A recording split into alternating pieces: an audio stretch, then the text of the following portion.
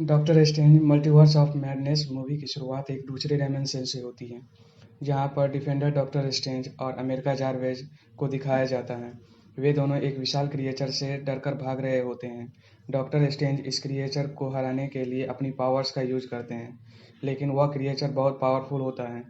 वह creature America जारवेज पर बार बार attack कर रहा होता है। इस क्रिएचर को हराने का एक ही तरीका था, द बुक ऑफ विशांति। इस बुक में हर तरीका का मैजिक है। इस बुक के मैजिक से बड़े दुश्मन को हराया जा सकता है। डॉक्टर स्ट्रेंज उस क्रिएचर को हराने के लिए एक प्रयास कर अपने मैजिक से उसे एक घेरे में बांध देता है, लेकिन वह क्रिएचर बहुत पावरफुल था और उसे वो तोड़ देता है। अब डॉक्टर स्ट्रेंज के पास अमेरिका जारवेज के पावर लेने के अलावा कोई और रास्ता नहीं होता, क्योंकि उसके पास कोई भी ब्रह्मांड में आ जाने की पावर्स थी। इसे हम मल्टीवर्स में ट्रैवल भी कहते हैं।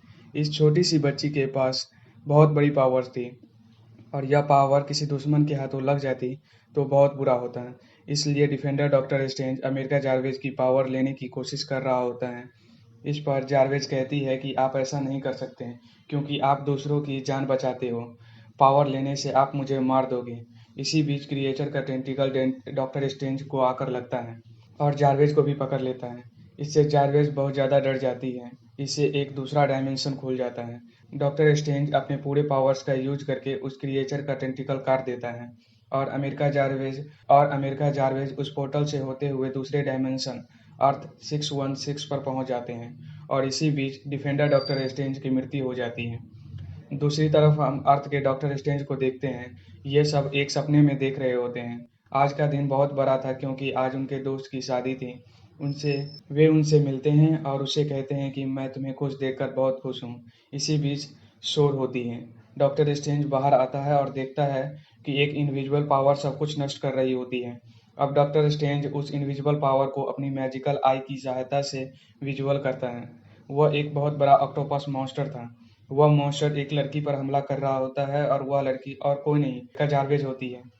उस मॉन्स्टर से लड़ना आसान नहीं होता। तभी वोंग डॉक्टर स्ट्रेंज की सहायता करने के लिए वहां पहुंचता है और अपनी स्ट्रिंग पावर का यूज करता है। दोनों मिलकर उस से लड़ता है, और डॉक्टर स्ट्रेंज अपनी मैजिक का यूज करके एक बड़ी सी रॉड से उसकी आई को निकाल लेता है। तब डॉक्टर स्ट्रेंज और वोंग से मिलता है, और डॉक्टर स्ट्रेंज जारवेज से कहता है कि तुम कौन हो, क्योंकि मैंने तुम्हें अपने सपने में देखा था। और जारवेज कहती है कि यह सपना नहीं था।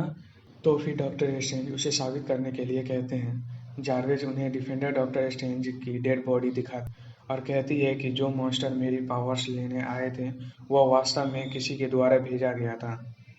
इन सब के पीछे कौन है या कोई नहीं जानता। तब doctor strange defender doctor strange की लाश को दफनाने के बाद वोंडा से सहायता मांगने जाता है, क्योंकि वोंडा के पास मंत्रों की पावर्स और मल्टी डायमेंशन की नॉलेज थी।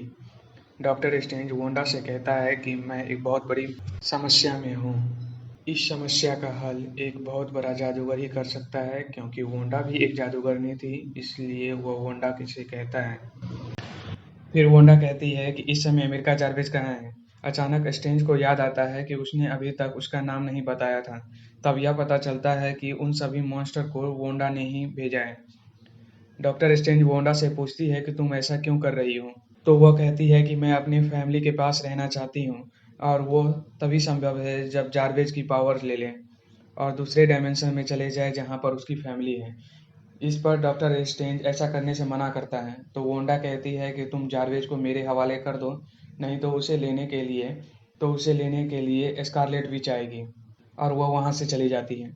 डॉक्टर स्ट्रेंज वोंग से बताता है कि यह सब वोंडा कर रही है, और उसे स्कारलेट विच के बारे में भी बताता है। तब वोंग कहता है कि स्कारलेट विच, इसके बारे में तो एक भविष्यवाणी है जो पूरे ब्रह्मांड पर राज करेगी।